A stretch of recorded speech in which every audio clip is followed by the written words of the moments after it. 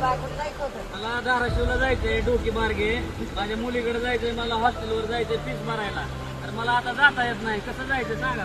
लयत लय 506 फूट उंची सरकारनं वाढवून द्यावी पुलाची. त्याचं आहे पाणी बघाई, पाणी बांग वाढायले, गाड्या सुद्धा खणखण वाढायल्या. काय करावं, पाणी बाई बघाय अलीकडे. हे बघा, फेसबुक फॅमिली, इंस्टा फॅमिली आणि युट्यूब फॅमिली, ही वाकरवाडीवरून डोकीला जाणारा रस्ता आहे. तर आता सुट्टी आहे रविवारची, समजा उद्या विद्यार्थ्यांना शाळेत जायचंय, त्यांनी कसं जायचं, आणि आज मला माझ्या मुलीकडे जायचंय धाराशिवला, तर मला इथूनच परत जावं लागायला लागलंय. तर इथं पुलाची उंची जर असती तर मी सहज गेलो असतो, माझी गाडी पण जात नाही आणि मी पण जात नाही. दर 2 दिवसाला पाऊस पडला की संपर्क तुटायला माणसाचा. डोकीला जायचा, डोकीहून गावाकडे यायचा, संपर्क तुटायला. काय करायचं माणसानं. जर उंची जर असती पुलाची तर माणूस सहज खेळत आला असता का नाही.